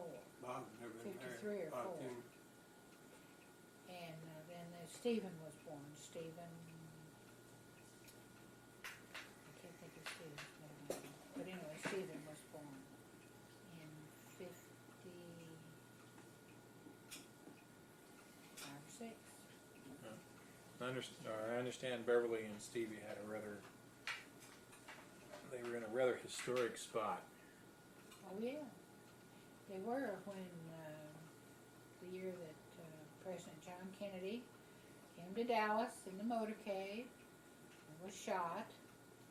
You'd have to get her to tell you this story. I've just about forgotten, but she was driving and trying to get to a closer vantage point, and she was about to park, and she said she saw all the commotion and hurry-scurry and things, and she said these 2 men ran up to her and said, "Hey, take us to, can you drive us to Parkland Hospital? We'll pay you, whatever, $20 something, if you'll drive us to Parkland Hospital." And she walked, "What's going on?" They said, "Well, the president was just shot, and we want to be one of the first ones there." So she said she took him. She drove him there. The way I heard the story was her and Stevie had been there watching the parade. They came by, Kennedy was looking the other way, and Stevie was all upset because he didn't get to see him. So they went further up the line, and maybe that's where I misunderstood Well, it. But my perhaps. understanding was they actually did get back in somewhere else. Kennedy went by, he looked in their direction.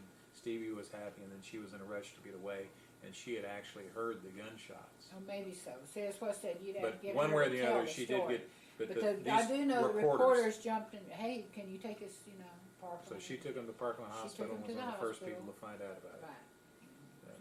She said, "Well, why? What's going on?" I said, "She saw all these people just going willy-nilly and and carrying on, and so she said they jumped, and so she took them." Now, how old was Stevie at this time? Well, when was he assassinated? 63, and so was it 63 or 62? 61? 63 is the year we moved here. He was Wasn't it October when he was assassinated? November the 22nd. November of 22nd. 63. Okay, we moved here in October, so it was just a few weeks after we moved here. We moved here in October of 63. So Stephen would have been 6-ish, 7-ish. Do you know if he remembers any of this? No, I don't. Never talked to him about it. Okay, Uncle Roger. Was he in Bataan, or was he in the Philippines during World War II? I don't think so. What I did think he was mostly out on the high seas. He was in the Navy, and he was on what was the USS Grapple Grey? What did he ever tell you what kind of ship it was? Sounds It like a was, tender of some sort. It was not munitions, but Cargo? probably. You're not really sure. I'm not really Obviously, sure. wasn't a destroyer. He or was a battleship. radio man. I know his job on that ship was a radio man. And he was on the USS Grapple Grady. And I pictures of him on the deck of his ship after meals, feeding the fish. You know, that's what they call feeding the fish. But he was a radio man, and he said he enjoyed it. He liked what Well, he had all kinds of colorful expressions about the Navy, or funny little sayings about the Navy, as I recall. Joined the Navy to see the world, and all I saw was the sea.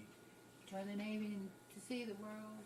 What did I see? I saw the sea. And he also said that, you know, the Navy told him when he joined up he'd never be more than 7 miles from land, but they never told him it might be straight down. I hadn't heard that one, or forgot. Yeah. Who was ex-Plut? Uncle Raj. The He had grass a- is, let's see, the grass is green, the flowers red. I wonder where, no, let's see, the grass is green, The sun is Riz. the sun is red. I wonder where the flowers is. That's it. Yeah, and he signed it ex-Plut. Was he a character? Or? He was an extremely funny character. Really funny. He used to draw cartoons, and Roger was good at drawing, and he'd draw cartoons, and he was very funny. He was Very probably funny. from a newspaper always like. Yeah. I thought he and, was a professional photographer. mm-mm. I thought he ran a photography studio somewhere in Milwaukee. No, he worked for a newspaper and a He's printing, probably- a printer. Printer, yeah. But when we lived in Lawton, he worked for the Lawton Morning News, and they had a little contest. Who could name this new Dick Tracy character? And or they wanted someone to draw pictures of the new Dick Tracy character. And I don't know how much you know about Dick Tracy, but he always had outlandish looking, Right.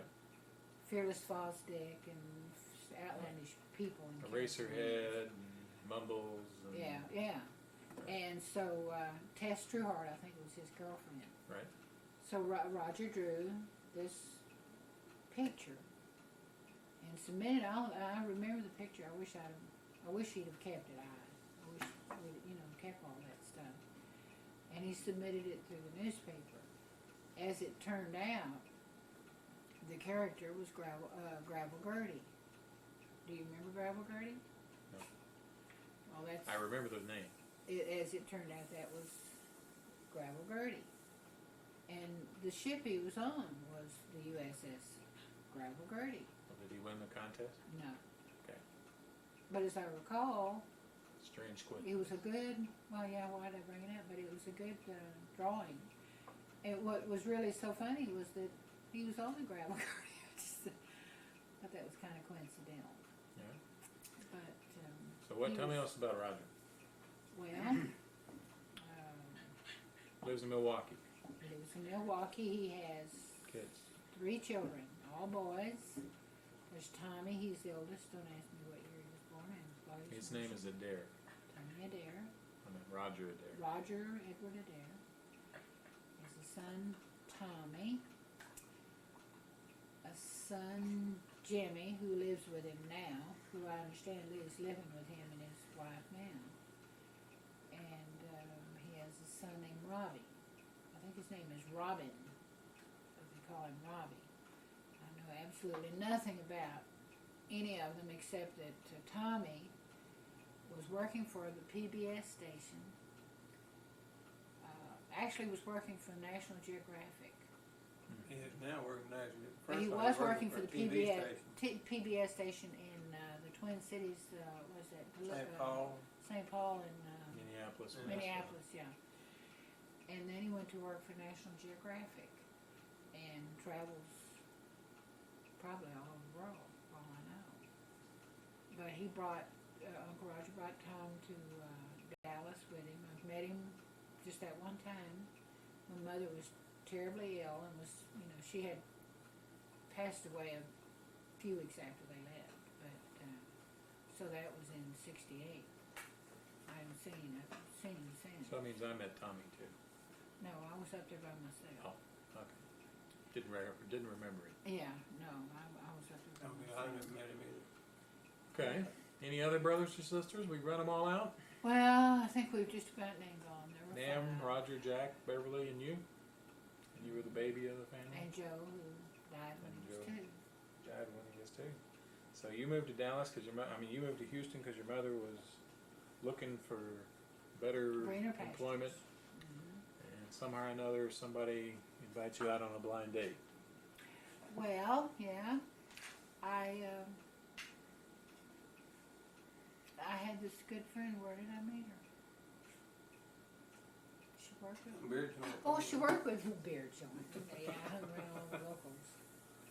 I worked at I'm the kidding. Rice Hotel cafeteria, and I worked with a girl named Evelyn Valentine. Right. And Now, was this what Rice? I mean, why they name it Rice? Hotel. It's Name named after William Rice, Marsh. William Marsh Rice. the Rice of Rice University. Okay. It was the luxury hotel, in Houston. Fuku years ago, but it was the place to come and stay if you were a celebrity. Where the elite meet. Where the elite meet to eat and sleep. But still there. But anyway, she and I worked in the cafeteria, and she met this fella named Chuck Weber. He was a friend of What's this his guy's name? here, and I noticed he got dressed up. since when? Well, he was wearing a T-shirt a while ago. Oh, yeah. And She don't like me walking around in my t-shirt. I don't like you running around in your undershirt. But anyway, she liked to go out and dance, Yes. and Were you a good she dancer? asked me to go. No, You she like asked to me to go dance? with her. Did you like to dance? Yeah. Doesn't sound like too convincing. Go ahead. She wants you to go with her. She wanted me to go with her, and I wouldn't go with her. I was, two women alone. I just didn't think it was too hot an idea. Kind of hard to break from the lead, Now, how old were you at this time? 16. 16. 16. She knows how young I was when I got married. So she met this guy, and he had a friend. She said, "Well, will you come if you have somebody to go with?" I said, "No. I guess." So And it's been that way ever since. Yeah, she talked me into going with her to meet him, and so I did. And I remember when we went the next day to Ellington Field, I remember going in his office, and he was sitting at his desk with his feet propped up on his desk, both feet. I can't get both my legs up there, but he had them both propped up on the desk like this, leaning way back. And I'll never forget my reaction in my mind. I said, I would never marry a man with feet as big as yours. And they're not big at all. But at the time, they looked big. Just the perspective. Yeah, I said, I would never marry a man with feet that big, and was so rude that he was leaning back and was, just like a big shot. So, I was sergeant in charge. well, okay, you were a big shot. But He was a slender baby. yeah. So were you. Mine, huh? So were you. Yeah, I was then. Didn't you say something about how thin your waist was? He does. He likes to do that. What does that mean? That's how big it was. Is that He a spider said- doing a push-up? He said when he met me, he could put his hands around my waist like this. Did he have big Now he hands? has to do like this. That's just, That's impossible to go like that to somebody's waist. it's just a joke. Maybe a baby. Like that. I've seen narrow women before if you squeeze hard enough. That's pretty thin. You I'm think, spinning Marcia's could you hand. really do that? No, not far though. Okay. I think I weigh about 112 pounds. Okay. So, So I how, still weigh 100 pounds. so what happened? 112. Well, we dated for 9 months. Ooh. I worked at Shamrock Hotel. The other elite place. Yeah. Then they built They built after the Rice. They 1949. built the Shamrock. That was the 1949. place to go then. Yeah. And Well, no, before we get to marrying Morris here, you had quite a few escapades there with famous people or met famous people or things like that at at the the Shamrock. Shamrock. Well, you were working as Yeah. the clerk, the front desk clerk. Yeah, I met lots of well-known people. I understand met a certain people- group of brothers, one of them chased you around the, Oh, the Marx lobby. brothers, yeah. The Marx brothers did. Harpo and Chico. Now, Groucho I don't recall too much about, but Harpo and Chico. And I was wearing his engagement ring. He gave me an engagement ring, and one of them took my hand. I was working the mail slot. you know, I mean, the mail clerk. Right. And I'd give them their key if they needed it, you know, if I was standing there close. And the Chico, not Harpo, but Chico, came up and he said, "Is that the best?" What is that? And I said, "Well, that's my engagement ring." He said, "Is that the best he could do? Your boyfriend could do for you?" Why? Is this the same ring? No. Okay. No. He said, "I do. You know, I gave my girlfriend better than that out of Cracker Jack boxes, or so, you know, teasing me. And then he and Harpo never went anywhere without that horn. I mean, he carried the How about the persona with him everywhere. How about the overcoat and the curly hair? He had the wig on. I can't remember the overcoat though. I don't think so. Okay. I remember suspenders on him. Okay. But Groucho, I remember seeing him, but he didn't.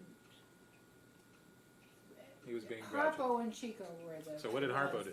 that, well, he was running everybody around in the lobby, you know, chasing them like he did, you know, with the legs going like this, and he'd honk his horn, you know, at everybody and laugh, and the girls would run and laugh and carry on. And I once saw, when I was working the midnight shift, some little boy and his mother sat in the lobby waiting for Frank Sinatra to come in. He was due in any minute. And this little boy wanted to see Frank Sinatra. He just couldn't stand it. He wanted to see Frank Sinatra. I really think it was his mother that really wanted to see him. He probably used the kid as their excuse. But he did act like he wanted to see him. So he came whizzing in with, you know, various entourage. And the mother woke the little boy up. And we were, "Oh, there's Frank Sinatra, you know, everybody." And the mother woke the little boy up. She said, "Oh, honey, go, Johnny," whatever his name. "Sarah, please be careful.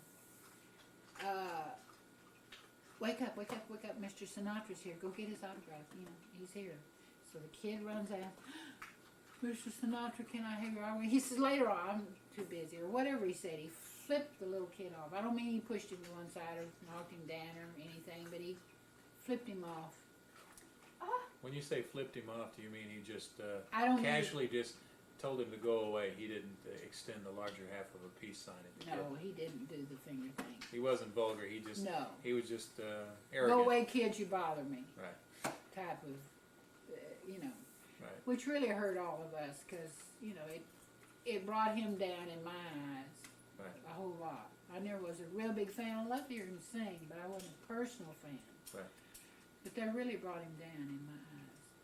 And Peter Lawford, I don't know if anybody remembers Peter Lawford, but he was married to part of the Kennedy clan. He's part of the Rat Pack. Yeah, part of the Rat Pack. He came out there and was extremely rude to everyone. Do you know who I am type of person. I also worked the Western Union desk, and I sent telegrams for a lot of well-known people. Such as? Well, do you remember Sonia Henney? You betcha. Well, I sent several Olympic gold medal winner and eventually a movie star. movie star. And they And a said very she was a astute cutthroat. businesswoman. Yeah, they said she was a cutthroat businesswoman. I sent several telegrams for her, and Which means you got to meet her, or you just saw the stuff she wrote no, down? I got to meet her, and I talked to her on the phone a time or two. And Dinah Shore and her husband George Montgomery. Both actors. Now I understand Dinah Shore had polio as a kid, and she always wore either long dresses or pants. You'd never see her legs. I don't know. I Okay. don't remember that. Did you ever see her legs? Okay, I don't know. go ahead. Roy Rogers, Dale Evans, Gabby Hayes. I had autographed pictures for a long time. Do that, Ray. If we're going to tell her tonight, Well, you've gone Oh, the over Shamrock. Dinah Shore Dinah and Shore. George Montgomery, yeah. who was also an astute businessman. Dinah Shore told they used to have this Saturday evening at the Shamrock, and Which was She- a music thing, a live radio? it or was a just variety. Everything. Was this radio or just a live show? Radio. Live radio show. Right. People Live came to see it, but it was also on We the radio. all, Right. From high atop the Shamrock Hilton or down Well- below the Shamrock Hilton. on the first floor of Shamrock Hilton, Right. from the Empire Room. From the Empire Room It of was, Shamrock it was Hilton. the Empire Room. That's what I'm saying. From the Empire Or the Room at the Emerald. Shamrock Hilton. Didn't they, The Emerald Room. The Emerald From the Room. Emerald Room, which The makes more Emerald Room. sense. In the The Shamrock. Emerald Do you know the name Fred Nahas? Yeah. He was an announcer. Right. Had a real He deep was the voice. moderator. But anyway, she sang and, you know, talked, and she told about, Was this just a one night thing for her? well, Or she was the she regular was there hostess? she was there as the entertainment for one of the rooms, and the Right. Saturday night thing she came out and did. Right. Just a So little this small wasn't bit. a regular gig for her. This No. was just a one time. Yeah, So, But and she- and our guest tonight is yeah. okay. Straight from the Court Club here Right. in the hotel.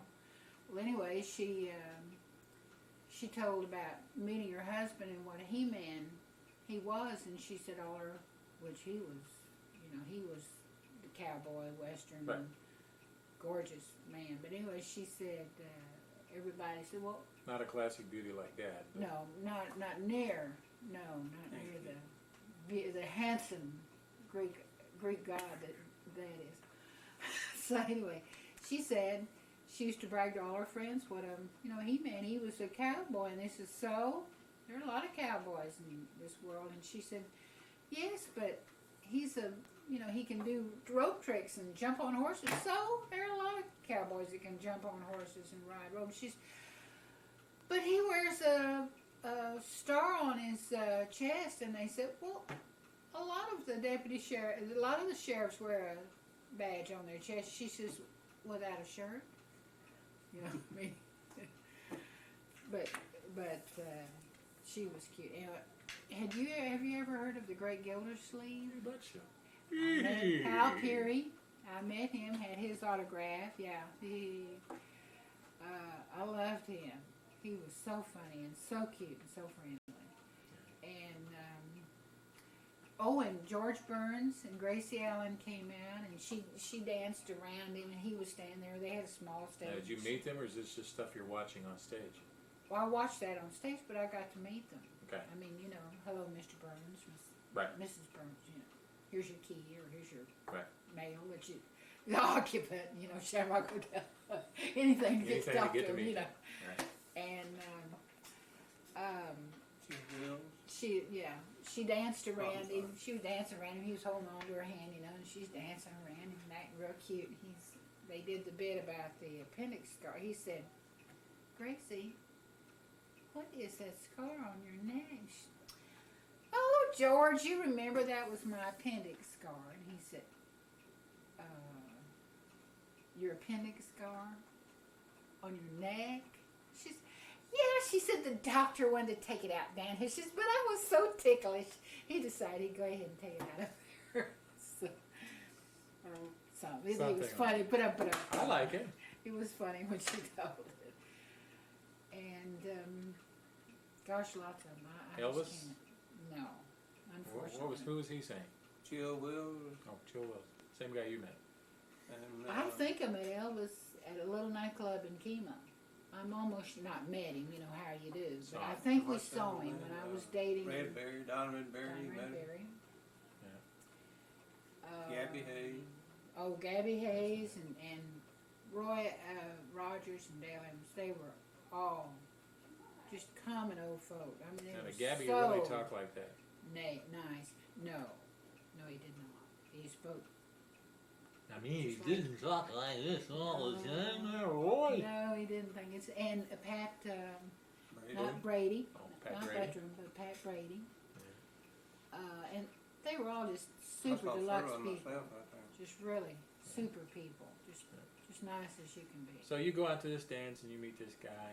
Yeah, I went out to the dance and met this guy. Well, I went and met him in a drugstore. We all went to 105 and a half, wasn't it? Mm-hmm. Or the Sphinx Club, The Sphinx Club. The Sphinx Club. Which has got a little Coney Island down on the bottom floor. Meaning what? It has a little Coney. There was a little Coney Island down on the bottom floor, and we got our pictures taken. What's a with those Coney machines. Island? Not a Coney Island. That's a hot dog or a place No, in New York. no, not Coney Island. What do they call the places, sweetheart, that you go in? Penny Arcade. Penny Arcade. You did Coney Island. I know I did. Coney Island. Penny Arcade. Right? We went in and got our pictures taken. Still This got little it in machine there. still got it in there somewhere. A little metal plate. A little metal plate.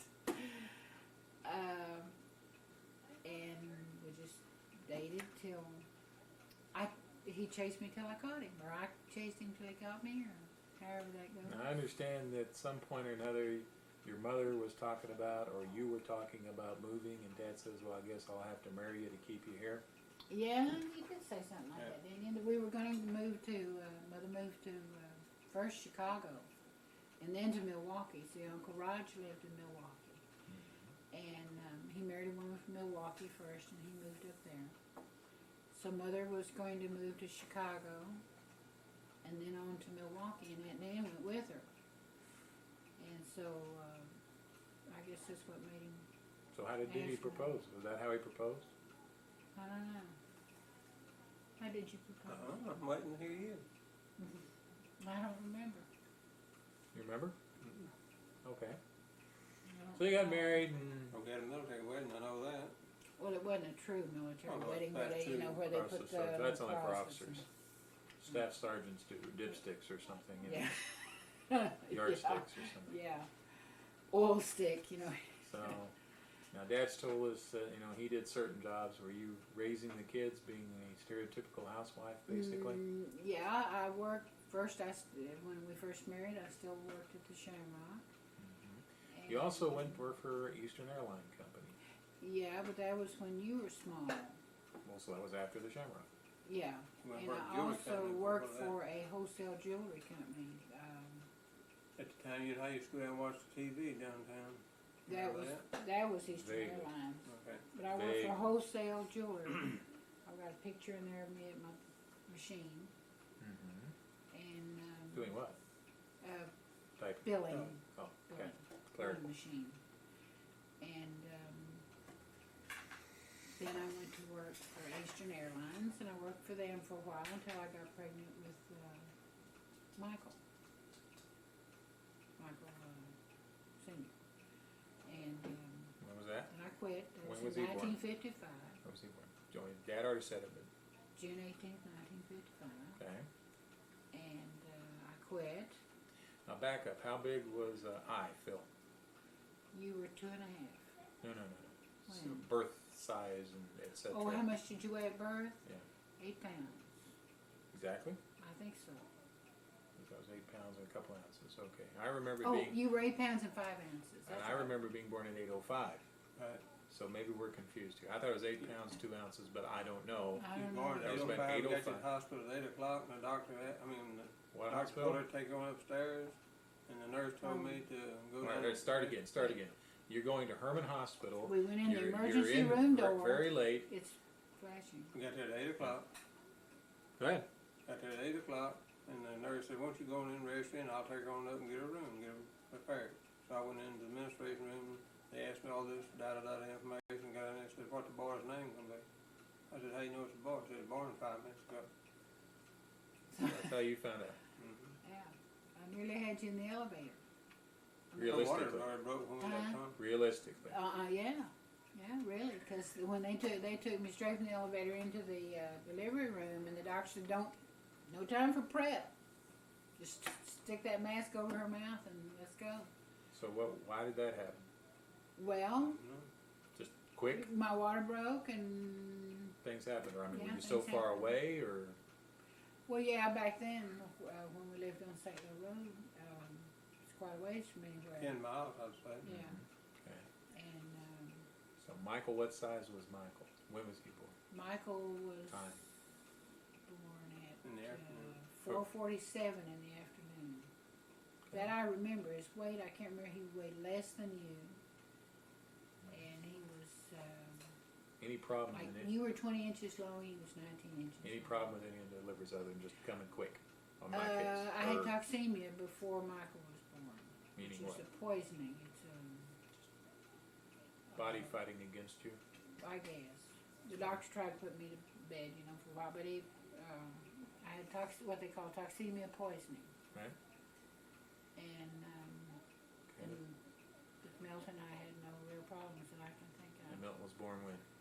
February 16th, 1958, Right. What time? 5:08 in the morning. Just the reverse of me. Mm-hmm. Just the reverse. Reverse for you, too. How big he was or anything special? He was 8 pounds, Roughly? couple You ounces. did about the same thing, I think. Mhm. Pretty close. Yeah. And what were my instructions to you when you were going to the hospital to have Oh, Milton? not to come home unless I had your little sister. And how well did I handle that? I don't know, 'cause Dad called you told you you had a new little brother. Mm-hmm. And you said, "Can your mother come home?" Did you ask him that, or Yeah. what'd you say? He said, no, not right now. Not right now. You really remember That's what that, or he said. you He just? said, no, not right now. I said, well, when? When she brings me a little sister. So I'm That still I do. stuck up there somewhere. That I still do remember. So I guess you go by and visit me every once in a while at Herman Hospital. Were all three kids born at Herman's Hospital? All three of my children were born in Herman. Anything significant about the three deliveries other than that? I'm Natural? getting Was it natural birth? Was it cesarean? They're just standard every day. Just regular, non-surgical deliveries? Then our next problem was with you. You kept wanting to swallow everything in the house. We had to have him stump come back quiet. We'll get to that later. Get to that You don't want later. to talk about that now. We've run out of film. Oh, film at 11. This is part 2 of the Konstantin interviews. The end.